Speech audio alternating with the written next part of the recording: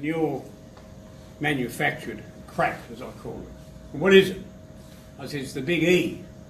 He said, what, ecstasy? I said, no, that's bloody rubbish, that. I said, they're endorphins. Now, some of you people know the endorphins are the chemical you've been blessed with in your body to help you feel good. And the kid said, well, how do we get that? I said, you can sing, you can laugh, and I'm sure if you listen to most of you sing, we'd probably laugh a lot, but the best way to get your endorphins up, I'm going to show you very quickly. Stand up, quickly. Stand up, stand up. Face someone, preferably a stranger. Ready? And give each other a hug. Give each other a hug.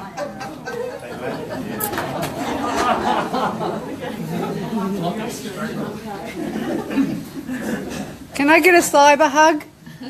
Oh, do you feel that? Awesome stuff. Now, it's amazing, like anything and everything, there's a right and a wrong way, and we don't exclude hugging. And I find a lot of interest in hugging. Hugging's very good. It really does bring endorphins up.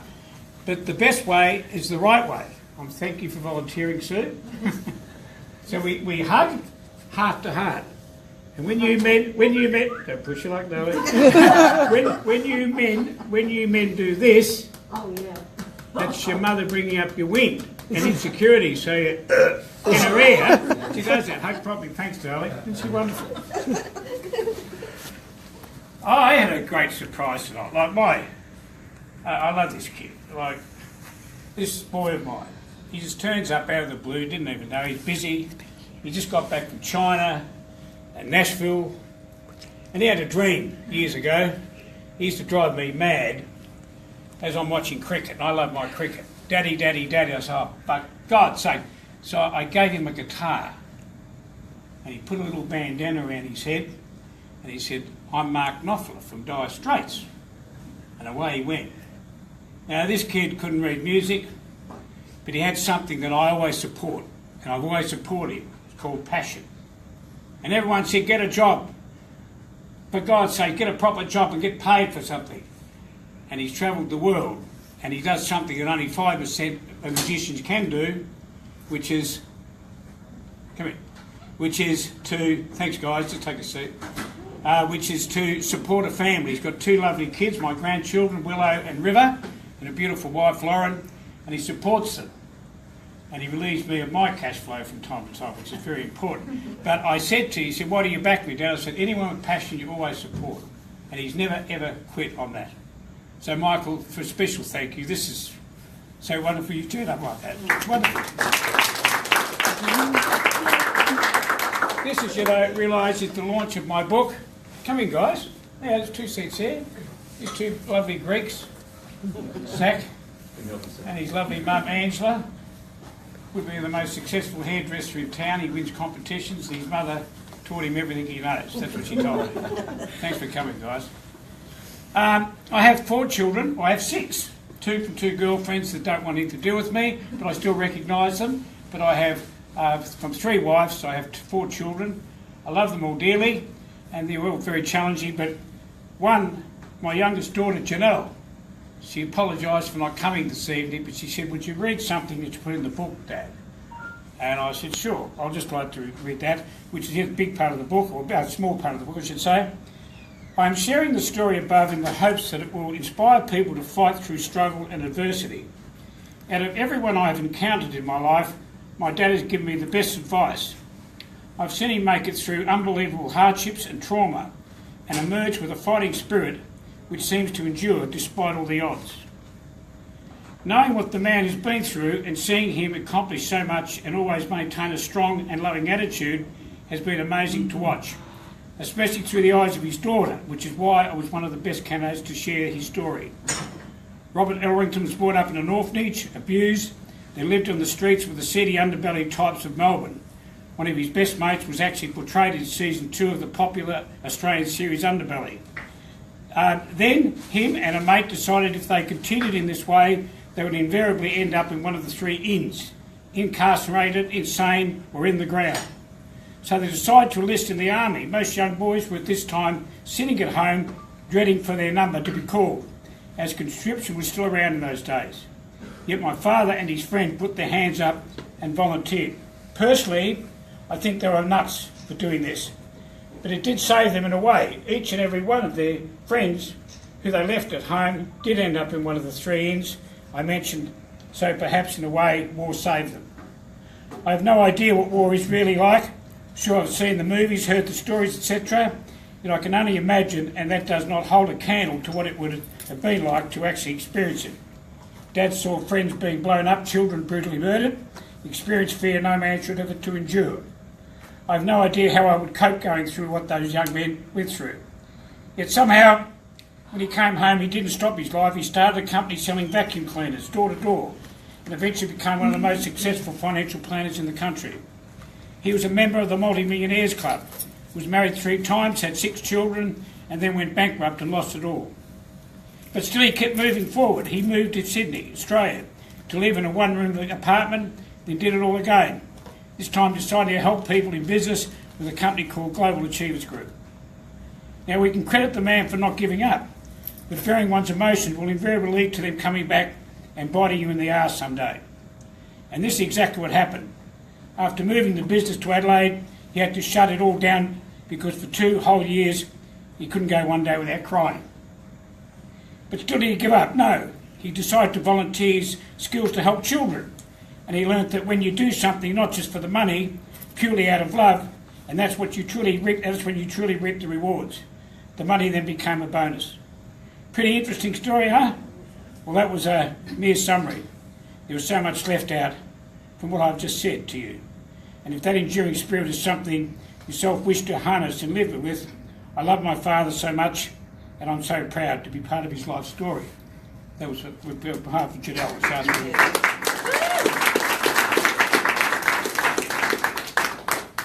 You might be interested to know that on Thursday is the anniversary of something that affected all of us, every person on the planet.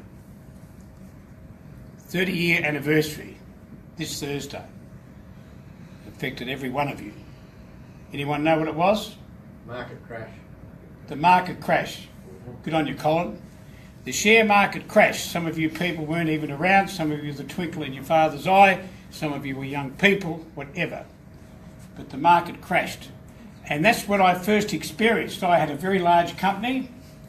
I had over 200 employees, and I was doing a lot of things, handling millions of dollars.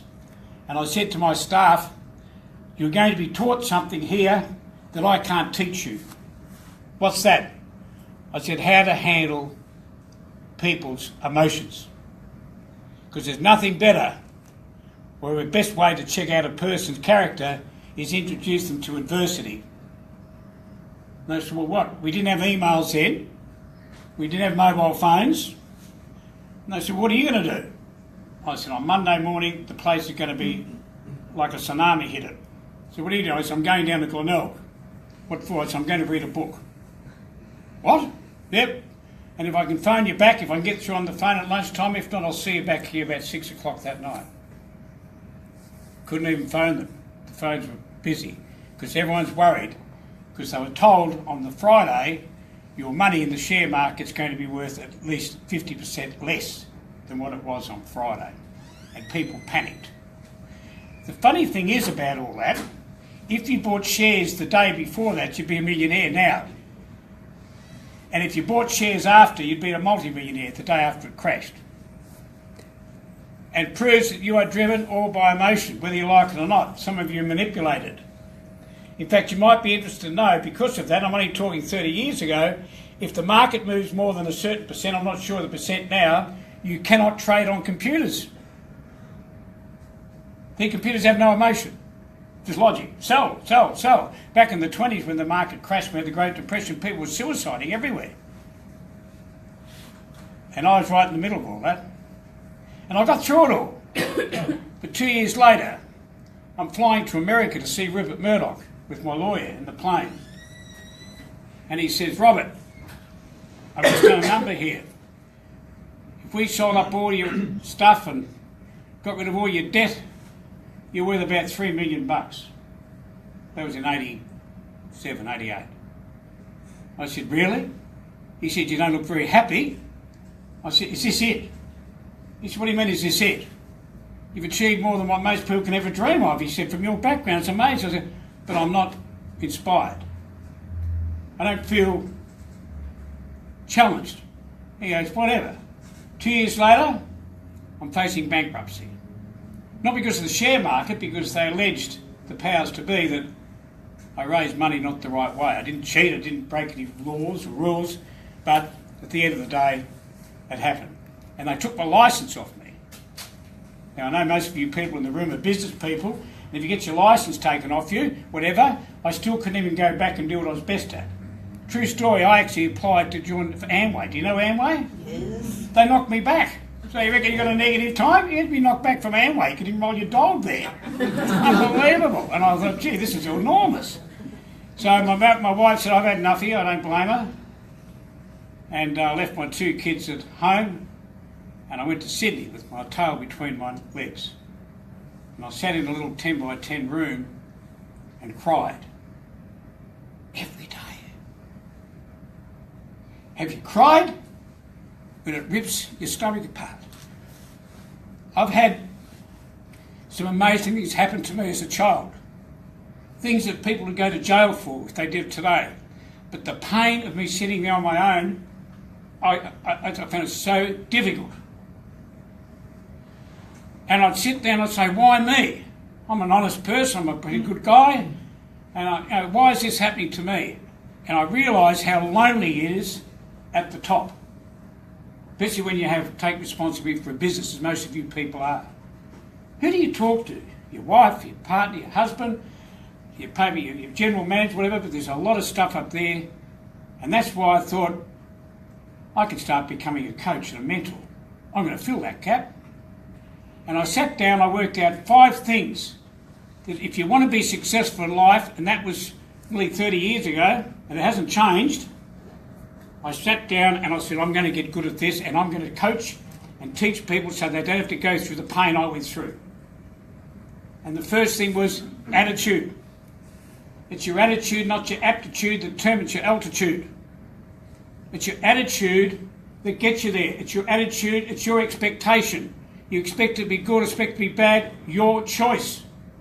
So I studied every book I could put my nose in with the tears running down my face and that energy burning. I had so much passion. And then I said, right, and then I travelled the world, listening and working under masters to teach me all about that. And then the next thing I thought, what's after attitude? I said, finding a mission in life. Your mission to drive you. Without a mission, you quit.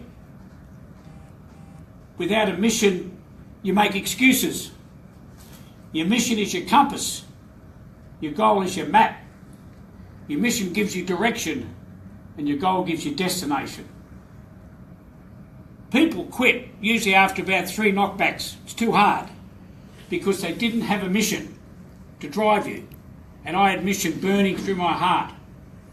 As the tears streamed down my face, I said, I'm going to do this. And then I said, what happens after a mission? I said, then I'm going to know the next best thing, which a lot of people have forgotten the art of, is writing a goal, a plan. Do you know now we've got 80 years research, I've just been studying, and people who write goals earn 9 times as much as people who don't write goals? And what do we teach them at school? How to kick a football through one. Sitting down, writing your goals and your plans. And then after that I thought, what's the next thing? I said, well, that's what, if you've got those 3 things together as a human, you're going to be in good shape. And I studied some of the best people around the world to help me with those 3. I said, well, what about business people? The next thing is they've got to know marketing. They've got to know how to market themselves, open the doors. Because without marketing, you go broke. And we'll share something a little bit later tonight, how some people in this room have done some exceptional jobs, which I'll introduce you to for a couple of secs. And the last thing is knowing how to communicate. And communication comes in 2 areas, intra and inter. Intra is how you personally program yourself, and intercommunication is how persuasive you are. I teach parents, I said, teach your kids 3 skills. 1, how to handle rejection. 2, how to work on their self-esteem. And 3, how to be persuasive. It saves your cash flow later on when they get good at that. Believe me. So I went and got studied and all that. And that's all I teach. And I've learned a lot of things, but there's nothing beats those. There's people in this room that are starting off young. There's a chap in here that had a business that wasn't going to one. He started a new business, and he's got a young son. Who's enrolling in that? Stand up, Blake, for a minute, please. Say hello to everyone with your confidence. Hello. You don't tell them I'm your coach. Well, where's the smile, for God's sake? Good kid, well done. And there's a couple of other people that, you know, you look at and you think, what a wonderful world this is. You might have seen a few months ago a young lady who was on national television hitting the streets. You see her? She was hitting the streets helping homeless people. I haven't trained a coach, I've actually helped her father, Matt, but this young girl is 9. Stand up, you beautiful thing. Come here, darling. Look at this. 9. Hitting the streets. Hitting the streets and helping the homeless out. So tell them what you did. Take the floor. Not too long. You might talk tonight. Well, at my house, because it was raining and there was no electricity, my mum was thinking, why don't we buy some hot packs instead of like money? So I did that. Then my mum posted it on Facebook, and we started buying 400 hot packs, and we gave it out to homeless people.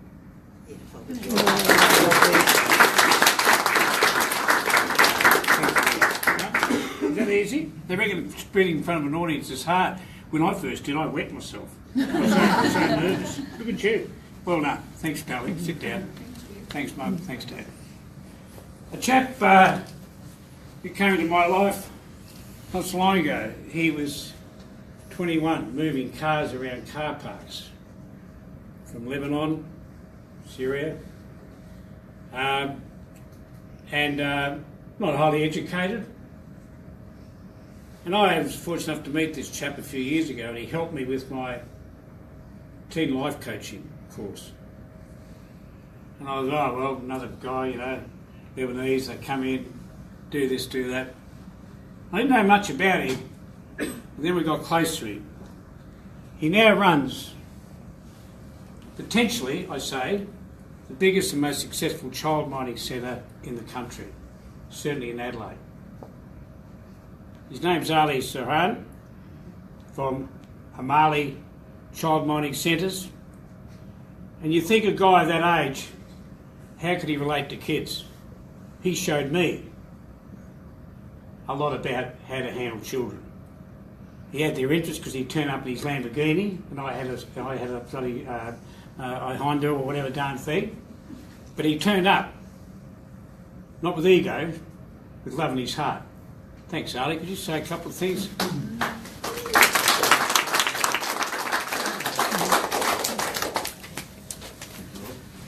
Good evening, guys. Very quickly, I'll speak from my heart. The truth is, when I met Rob, I actually got quite a bit more than I expected as well.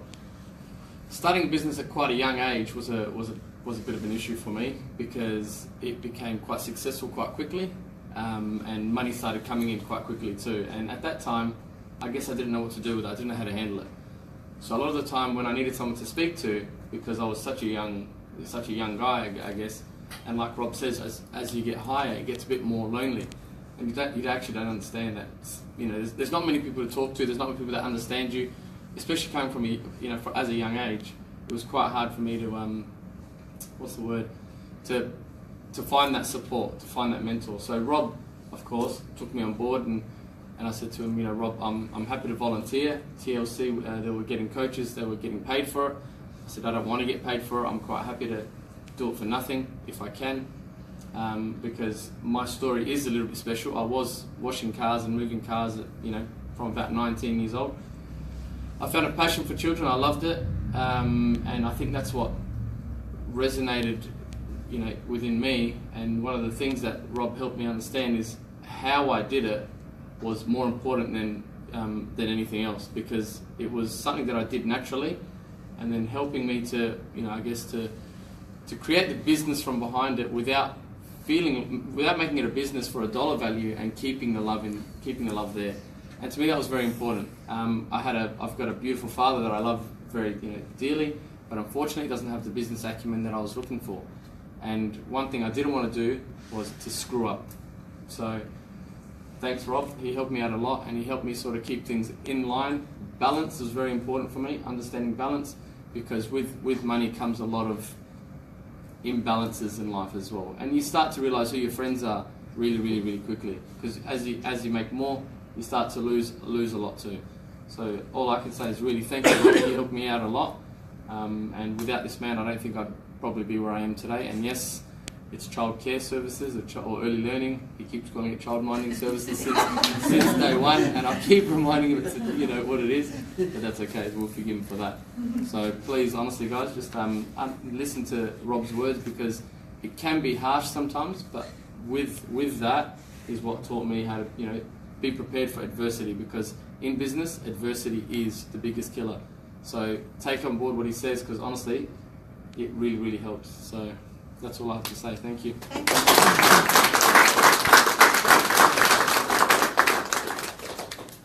What's that worth? It's be worth more now. You've got money, geez. He picked me up once in his Lamborghini. I said, you have a lot of people knocking you. So he said, oh, yeah, join the queue. And I'm sitting there, I said, this Lamborghini, it's what, $400,000 or $500,000. Now, I'm your coach and mentor. You could buy 3 investment properties with that. And he looked at me with that beautiful face he's got. He said, but Rob, Lamborghini drivers don't think like that. Well, I don't have a Lamborghini. Thanks, Ali. You're a wonderful man. I'm sure we'll have a great future together. You'll hear a lot more about him. One other person, this is a hard one. She's only a young lady, and she met me in a restaurant. And Vietnamese, very friendly. And she walks up to me and said, Rob, you make me millionaire? Oh, geez, that's a pretty good challenge. Did you make me millionaire? Oh, well, I'll give you the ways how to do it. I said, it's one thing doing it, another thing making it. I said, I find it easy to make money, but very hard to keep, because people take, so you make me millionaire? I said, yeah. I said, oh, geez. 25, beautiful girl, lovely boyfriend. Well, come in. So I never say no to anyone, but I make it hard. So I go with full tight odds. This is how it's going to cost you. You turn up if you're late more than once, you lose your money, and da-da-da. And she goes, okay. Not once was she late. She turned up, loyal as the day is long. I said, what do you do with your money? So I'm sitting home to my mother. Oh, did that touch my heart? And I said, well, let's do some stuff. That was only about 3 months ago. Come up here, you beautiful girl. She's not a millionaire yet, but she's on her way. Hang with Ali. There you are. He'll take you out his Lamborghini as well. Make sure you take the boyfriend. He's a part-time wrestler. Hello everyone. Yes, I met Rob at the restaurant. I'm still working there, like a part-time job. It's actually like a joke. I come and ask him, I want to be a millionaire. How can you do that? And he said, all right, come here and talk. And I didn't believe that at the first time I met him.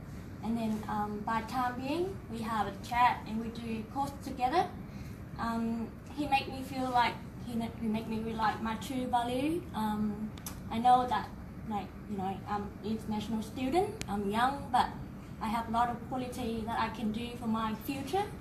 I get more self-confident, and then I feel more happy in my life. Thank you, Rob, for everything.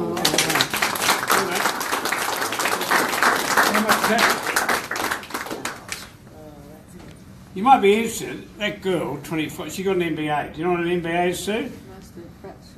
Master of Business Administration. Yeah. A degree in business at 25. A diploma in human resource. I say, why wouldn't you help someone like that? She's got qualities I can't teach, like some of the people in this room. Like, it's just amazing how many people out there just sitting on the fence that could just take one little step in the right direction, turn it around. I love you, Bella. You deserve everything, sweetie. You've got a lot of stuff inside of you that's so important. And a good boyfriend as well, who cares about you. He checked me out, and he rang up Craig. Yeah. Checked me out. See, I told you I'd get back at you. I'll do it in front of people now. And Craig says, what do you mean? ASIC, he rang up ASIC and they don't even know who I am. He said, but Robert had finished before ASIC had started. And he thought I was hitting on it. He said, he's 72, he's older than your grandfather. I felt good about that. It fed my ego. But we love you, and I'm glad you care about it. You fight for a man. That's good. So I got out of Sydney, and I decided to come back to Adelaide. I was going pretty well. And then it happened again. I started crying again. What is going on here? And I'm tough and I'm a coach, and I said, I'm not telling anyone I'm crying, but I started lying to people. I was saying that I was busy, but I was sleeping about 10, 12 hours a day and crying. Where is this coming from? And then God stepped in. So let's get it clear. I'm not a religious man. G-O-D to me is a grand organised design. I think God's a verb, not a noun, person, place or thing. We have a woman here who's a professor in America and a doctor in Australia, who's a specialist in theology, Dr. Murray Turner. Most beautiful woman ever. You'll see her on the second bottle of red. She's human. Amazing. And she's married to a guy who's probably my best friend for nearly 40 years now. He knows the good and the bad about me. And he'd like to say something very quickly. Thanks, Cole.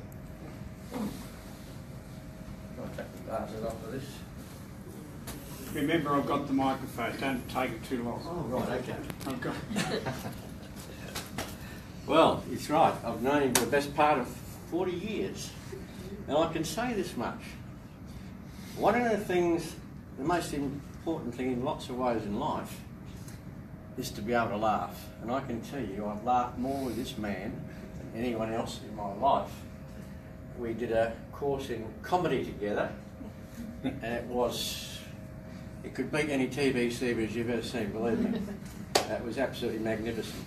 But Rob has that ability. He's got an ability to touch people's hearts, which is a very important thing. So I always say it's one of the ingredients to being successful. Because I always say that to be successful, you must be able to work as hard as your competitors, if not harder.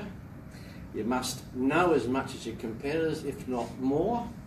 And the most important thing is you must be able to touch people's hearts. You put those three together, you've got an unbeatable combination. And you actually have that in Rob. But Rob's had all these challenges, and he's had the ability to handle them. And I take my hat off to him, because 90% of the people that go through it, if they've been through anything like Rob's been through, don't make it. They're the end. They're the ones that see you've got DDTs and all this sort of thing in their life, and they're never happy. Right? That's your choice, to be happy or to be miserable. And it's all very good to say, well, I'm going to choose to be happy, but it's not quite that easy.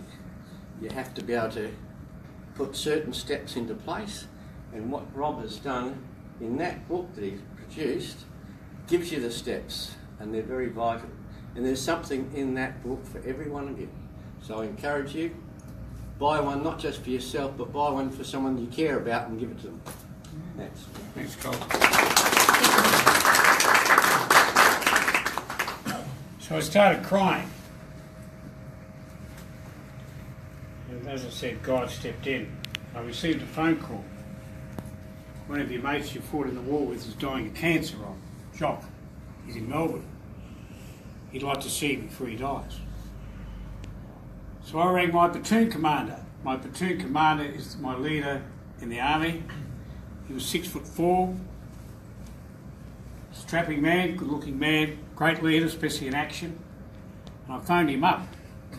I said, Jock's got the big C, we better jump on the plane and go over and see him.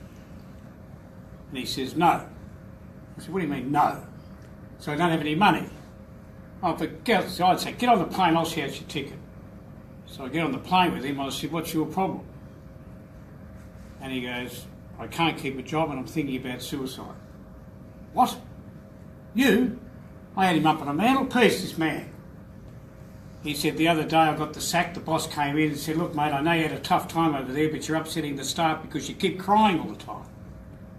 I went, my God, that's what I've got. And he said, for God's sake, Snowy.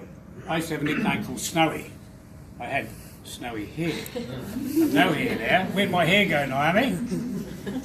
My daughter said, where's your hair don't go, Dad, when you get to 50? Does it fall out? I said, no, it goes inside and it comes out your nose and your ears. It's graceful.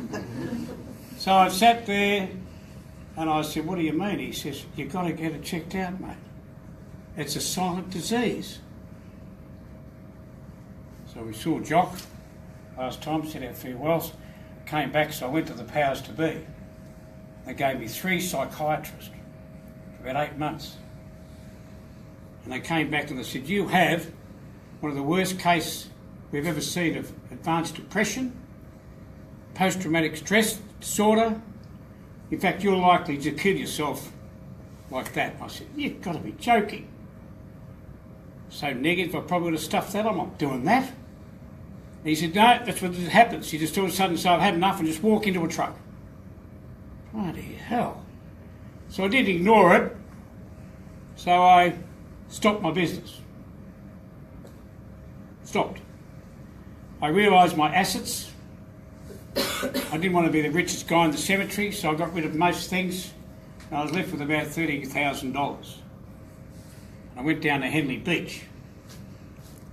$600 a week. That's living in style, Naomi, even today. And I partied. I thought, if I'm going out in style. And I drank red wine and I drank all this stuff and partied. And one day, I got up and I walked down to the beach and I sat down. I felt absolutely lousy. I was unshaven, hungover,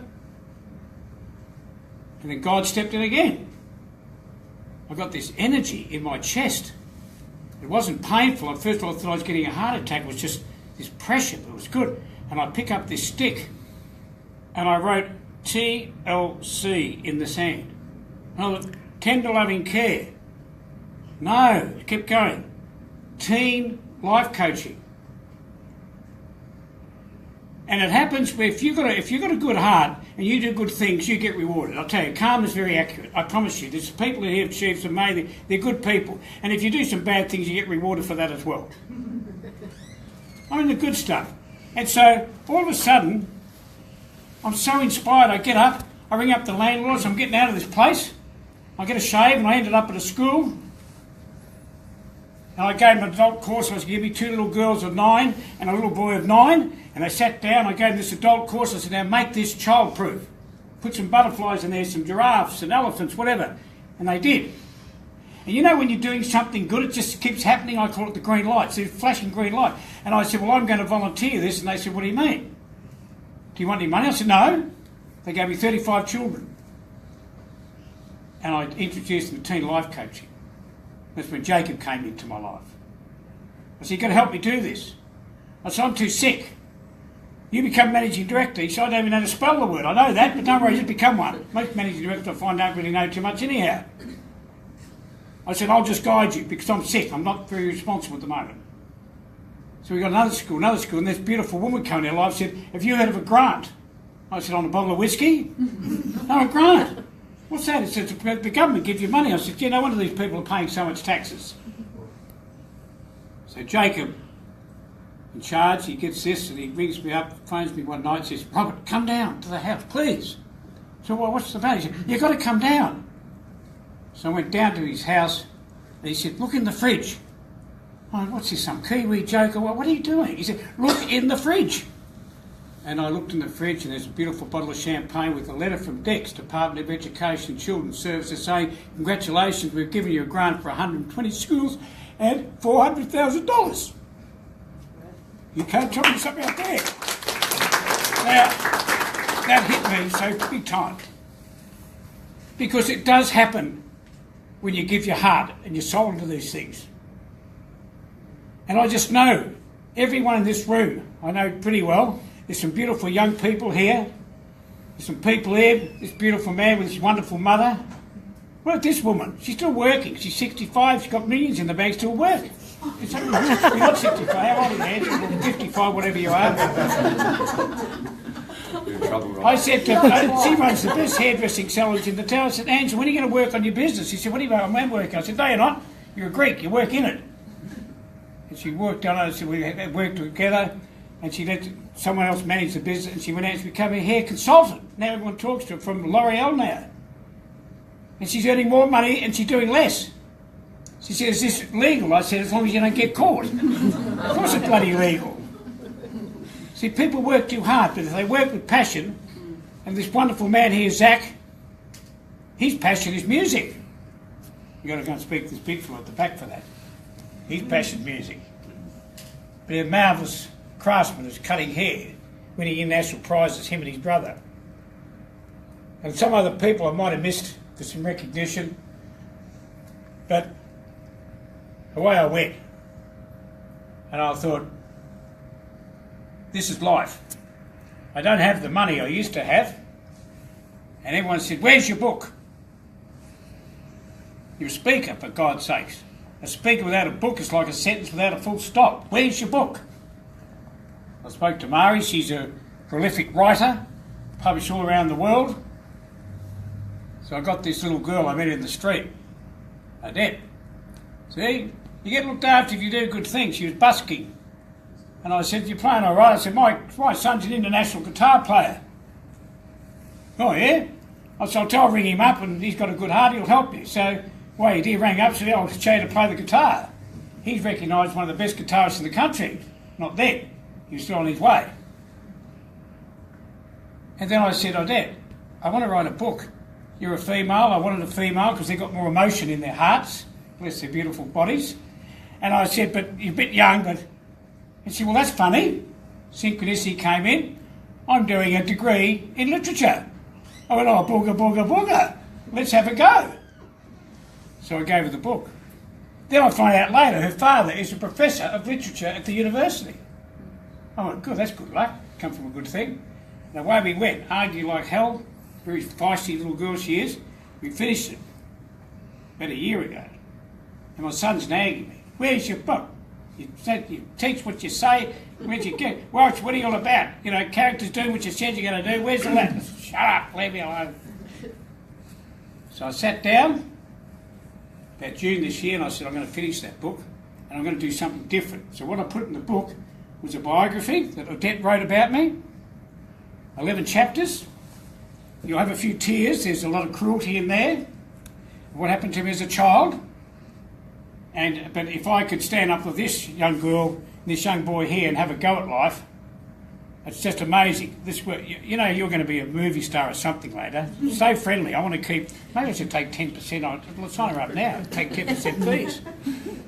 And I put the book together.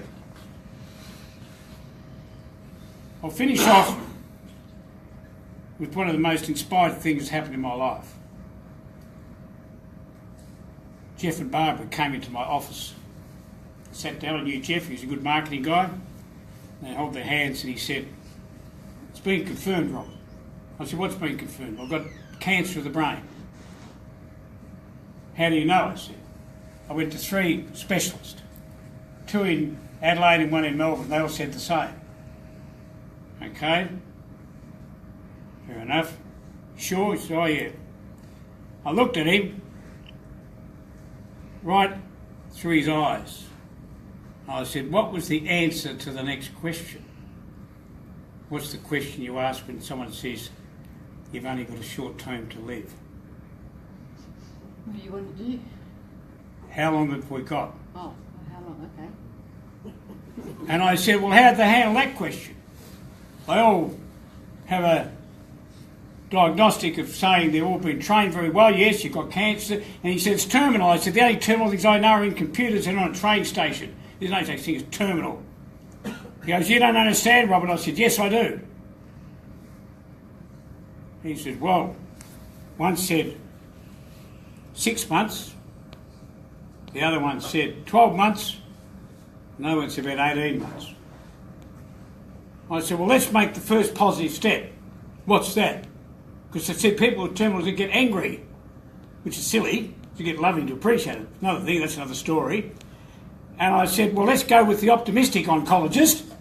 Where's that person? He said, in Adelaide. I said, well, save yourself a plane trip because he gave you 18 months. Someone's going to be handling my life. I want to make sure they're a bit optimistic about it. Fair enough. And I said, okay, Jeff, now other than cure this debilitating disease, what would you really like in life? And he did what you all do, every one of you. He went, well, I'd like to... I said, what do you mean, no? That's unrealistic.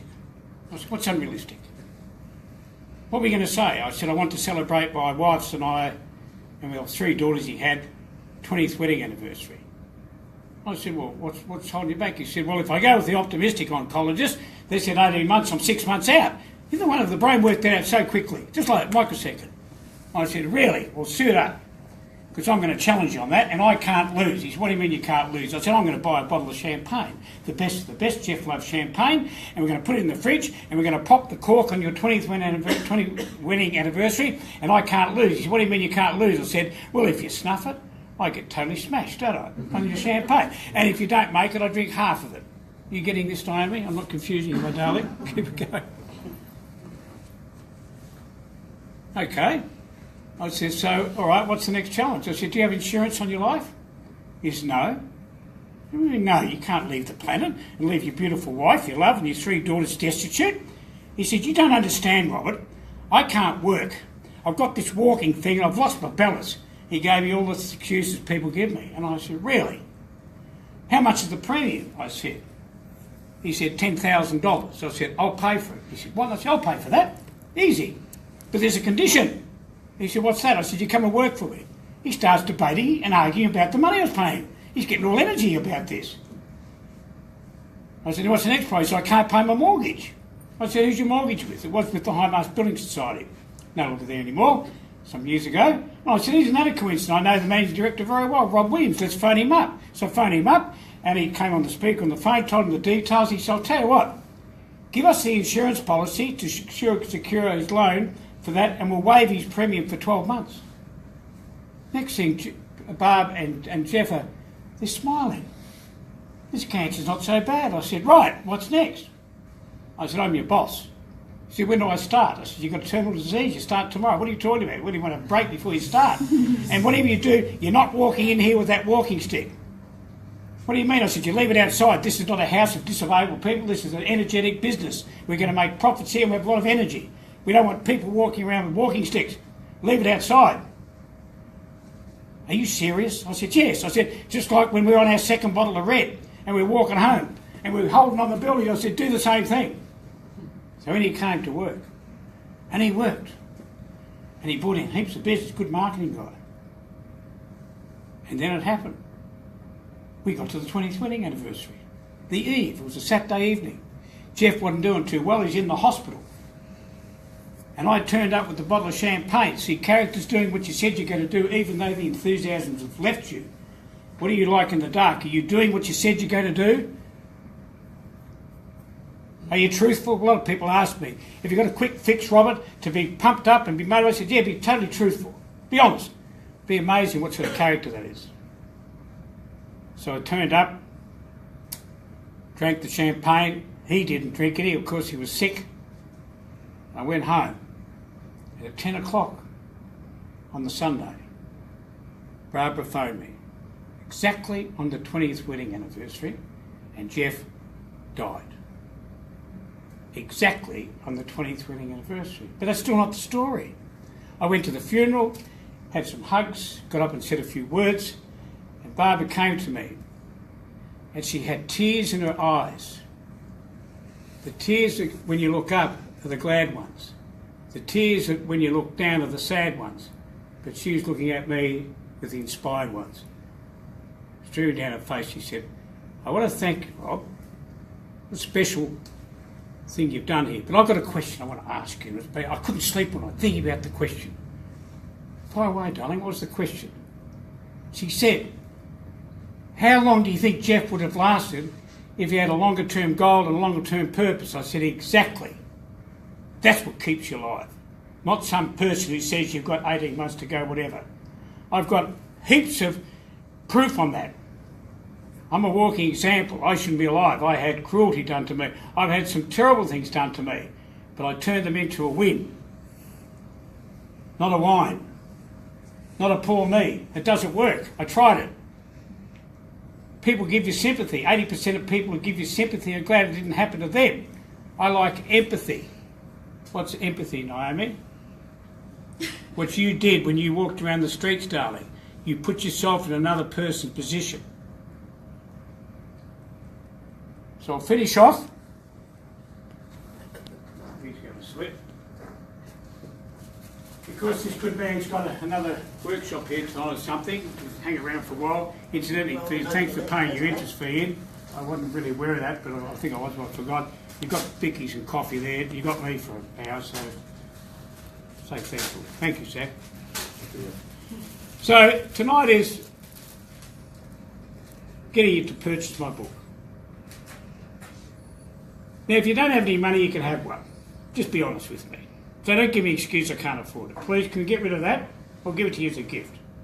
And because you've gone out of your way to come here tonight, I'm going to personally deliver it to you. So I'll have 30 minutes with you and get into your heart and your head a bit. In appreciation because you came here tonight. Everyone's sure it was, really. So, Craig's my manager. I didn't give Craig any recognition. Isn't that wonderful, man? He looks after me. That's enough for you. You changed me, mate. So I'd like you to fill out, thank you, the order form for the Fallen Entrepreneur. If you wish to purchase one tonight, there's a few left. I did get them purchased, but I've sold a lot up front. Can you handle that, sir? And please fill that out before we knock off. So I'll leave you alone for about 10 minutes for that. If you don't want to, that's okay, just leave it blank. Some people already got their book. You don't worry about it. Give it to me later. If you want to, you can pay Jacob at the desk if you want to. But our credit card machine will knock out or whatever. So let's do that. And what I'd like to do is deliver it to you personally. And you can fix me up there. Or if you've got money now, yeah, you buy one now, okay. But please